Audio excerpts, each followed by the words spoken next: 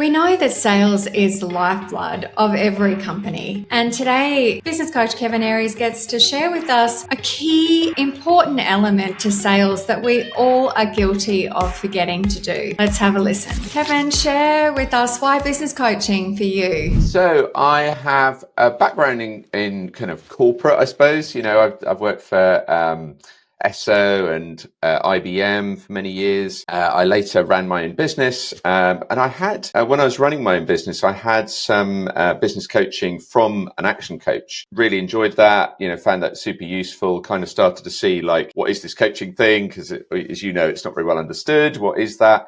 And so fast forward a couple of years, and my business coach approached me and said, look, I'm growing. Would you be interested in joining as a business coach? You know, I know your background. You've done a kind of variety of things. He kindly said you ask good questions, which turns out, as you know, is pretty important in coaching. And I thought long and hard about it. And my wife and I decided that the startup business we're running, well, why don't you run that?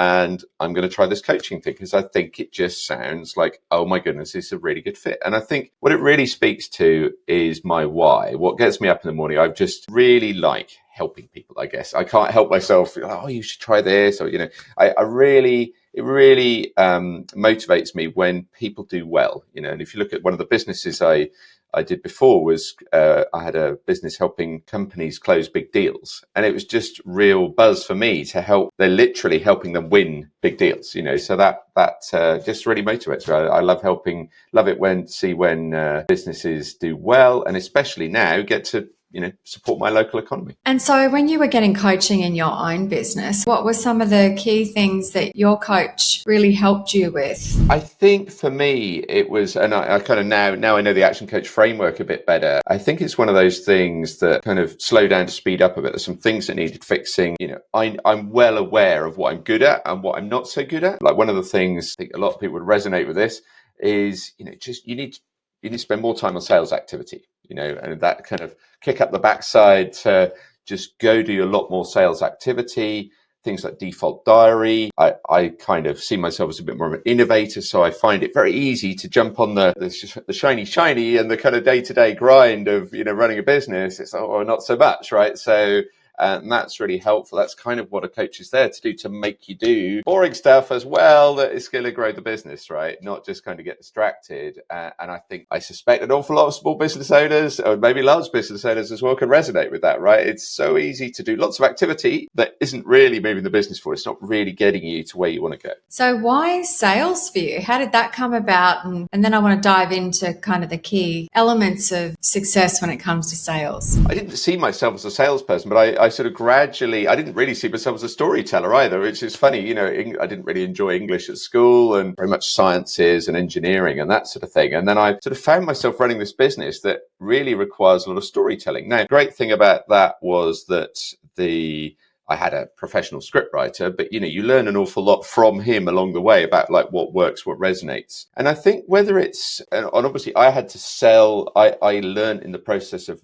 running that business how to sell, and also how to help others sell in that situation. And I think the more and more I reflect on it is that our brains don't really work on facts. They work on stories. And so unless you can take someone on a journey, is it Donald Miller, the story brand guy, right, really helps with this. It's like Russell Brunson, the ClickFunnels guy, right? He's a master at this. He's so good at it. And in his book, he talks about this idea that unless you can take people over the journey that you've been on, it doesn't matter how much you say, do this, you should read that, they just won't listen because they haven't had that aha moment. And the amazing thing is, if you can tell a story, maybe we dive into some storytelling tips later on and for sales and so on, unless you can take someone on that journey and give them that epiphany, they will not kind of buy your idea, whether that's just talking to somebody casually or literally selling them something. Unless you can take people on that journey. And it's so easy to miss that. Even when you know that, it's so easy to miss that. And then you go, I didn't do it, did I? And yeah, so when it works, I think, we tap into this idea of how the brain works, which is stories. It doesn't work, straight facts don't sell anyway. So that's one element of winning deals that you've helped organizations with. What are the common mistakes that you see companies make when it comes to sales and winning deals, other than not telling the story and not being the guide versus the hero? I think just talking features, not benefits, is classic. And like I say, it sounds so simple, but we've all done it. And I think when it's your thing, you don't see it because you know it so well and you're enthusiastic about it. I'm an enthusiastic person. And so often I'm still learning this, like I know it.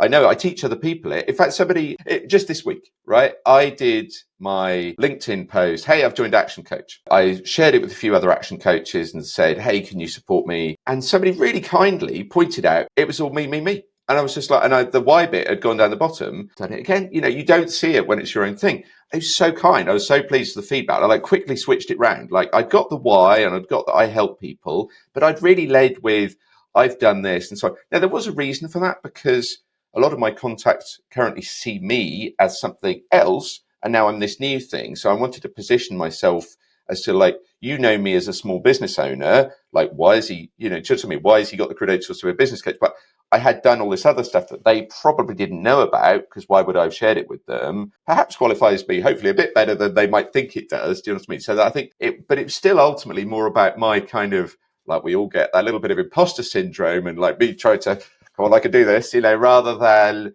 actually, who cares? What can I do for you? And I just flipped it around. So it's start with the why, For those who know me, right? So this went further down the page. And yeah, we don't see it when it's our own thing. And that's, again, I think that's another coach thing, right? It's why it's great to have a coach because somebody else can see what you can't see because you're standing on the problem. You can't see the problem. And best piece of advice that you've ever received?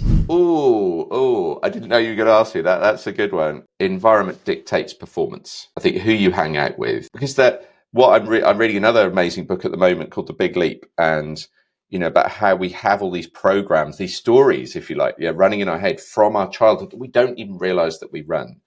And the only way one of the key ways of changing that is to hang out with people who have different stories that challenge your beliefs, because you don't even realize you're holding those beliefs and you've got these limits that you've put on yourself or somebody else has put on you that you don't even know that is happening. And so if you hang out with other people, those tend to go away. You think, oh, well, they're doing that. And maybe I could do that, So I think, and again, that's what an amazing thing about having a coach. For me personally, I get to hang out with some of the smartest people in the country, 8 a.m. every morning, the best business coaches in the country.